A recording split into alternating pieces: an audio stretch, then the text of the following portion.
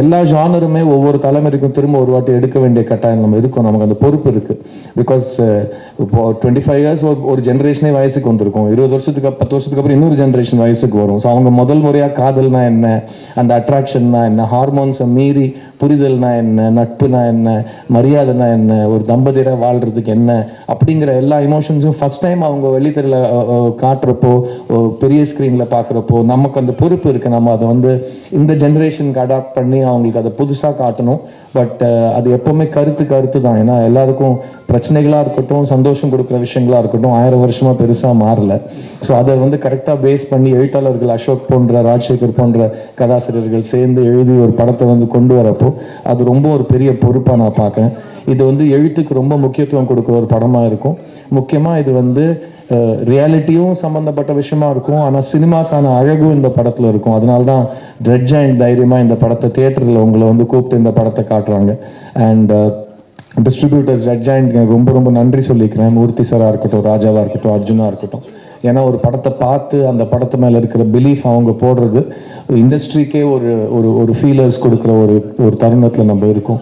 So thank you to our partners T Series for music and Red Giant for distribution இந்த படத்தில் வந்து இணைஞ்சதுக்கு.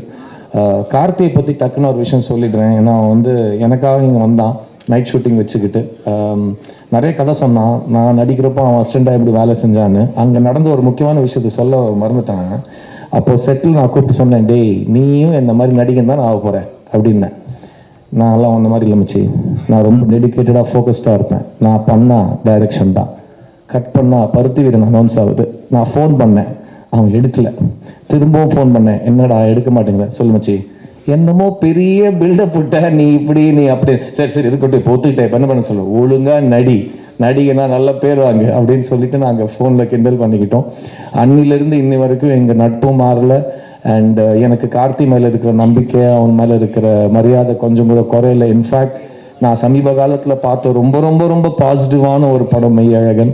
அந்த மாதிரி படத்தை ஒத்துக்கிட்டு அந்த அளவுக்கு நடித்து அந்த படத்தை அப்படி சப்போர்ட் பண்ணி வெளியே கொண்டு வந்தது, அதுவும் ஒரு பெரிய கமர்ஷியல் ஹீரோவாக பேர் எடுத்த என் நண்பன் கார்த்திக்கு ஒரு ஹேட்ஸ் ஆஃப் அண்ட் ஒரு சல்யூட்.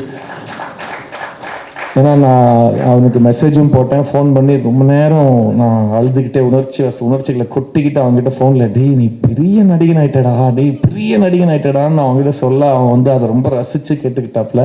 சொல்லு மச்சி, இன்னும் சொல்லு மச்சி, நான் கேட்டுட்டு இருக்கேன், சொல்லு மச்சின்றாப்புல. ஸோ அந்த ரொம்ப என்ஜாய் பண்ணி நான் பார்த்த படம். அண்ட் அந்த மெய் அழகனை என் ஃபங்க்ஷனுக்கு நான் கூப்பிடணும், அவன் கையால் இந்த ட்ரெய்லர் லான்ச் ஆகணும். ஏன்னா இன்னும் 6 நாளில் படம் ரிலீஸ் ஆக போகுது.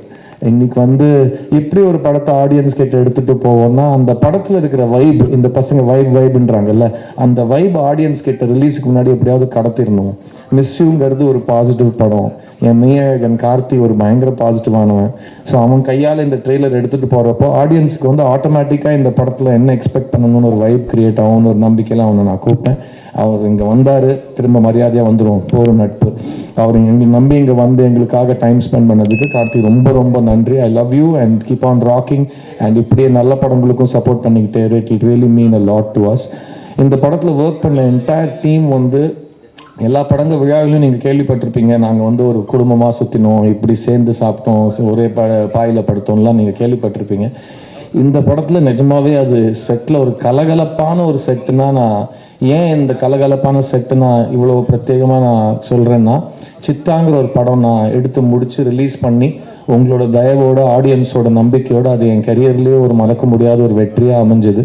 ஆனால் அந்த படம் எடுக்கிறதுக்கு எனக்கு 2 வருஷம் ஆச்சு. அந்த 2 வருஷம் நான் அந்த கண்டென்ட்டில் இருக்கிற நம்பிக்கை, அந்த படத்தில் இருக்கிற வேல்யூ, அதோட ரெஸ்பான்சிபிலிட்டி அதை உணர்ந்து ஒரு பயங்கர டார்க் அண்ட் ஹெவியான ஒரு பிளேஸில் இருந்தேன்னா, நான் அடுத்தது கேட்குற படம் ரொம்ப ஜாலியாக இருந்தால் நல்லாயிருக்கும், எல்லாருமே சந்தோஷமாக சிரிச்சுக்கிட்டே, எனக்கு கொஞ்சம் கூட ஒரு ஒரு ஒரு ஹெவி தாட்டே இல்லாமல் ஒரு ஷூட்டிங்க்கு போனால் நல்லாயிருக்கும்னு யோசிக்கிற காலத்தில் இந்த படம் எனக்கு கிடச்சிது.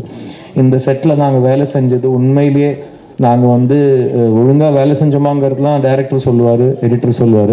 பட் நாங்கள் ரொம்ப என்ஜாய் பண்ணி வேலை செஞ்சோம், இது என்னால் சொல்ல முடியும். அதுக்கு முக்கியமான காரணம் இங்கே இந்த ஃப்ரண்ட் ரோவில் உட்காந்துருக்கிற என்னோட கோ ஆக்டர்ஸ் அண்ட் என்னோட டெக்னீஷியன்ஸ். நான் அங்கேருந்து வரேன், lyricist first Mohanraj sir, thank you so much. உங்களோட டைட்டில் கார்டு படிக்கிறப்போ ரொம்ப சந்தோஷமாக இருக்குது. ஒரு பாட்டு எழுதணும்னு நம்ம ஏக்கத்தில் இருந்தோம், 6 பாட்டு எழுதிட்டீங்க. ஸோ ரொம்ப சந்தோஷம். More and more collaborations are waiting for us. இந்த படத்தோட ஃபஸ்ட்டு பிள்ளையார் சுழி போட்டது அசோக் தான். ஏன்னா அவர் தான் பேப்பரில் பேனா வச்சு டைலாக் எழுதினார். Ashok, this is a very big film for me, it's a very big film for you. ஏன்னா லவ் ஸ்டோரிஸ் வந்தால் மக்கள் பார்ப்பாங்களான்னு ஒரு கேள்வி இருக்கிற ஒரு ரொம்ப ஏங்கிட்டு இருக்கிற ஒரு காலத்தில் ஃபஸ்ட்டு அதை எழுதினவனையும் அதை பேக் பண்ணவனையும் தான் எல்லாரும் கேள்வி கேட்பாங்க. ஸோ நீங்களும் நானும் நம்ம வேலையை கரெக்டாக பண்ணிட்டோம்னா கன்ஃபார்மாக 29 ஷுவர் ஷாட் உங்களோட அடுத்த மைல் ஸ்டோன் உங்களுக்காக காத்துட்ருக்கு. Keep writing the way you write. Be genuine, be curious, be warm and be respectful. I love your work. Thank you for writing this film for me. அப்படியே அவர் பக்கத்தில் வந்து இங்கே இருக்கிற எல்லாரோட காஸ்டியூமையும் பார்த்து நீங்கள் அவங்களோட வயசை எடை போடணும்னா இருக்கிறதுலே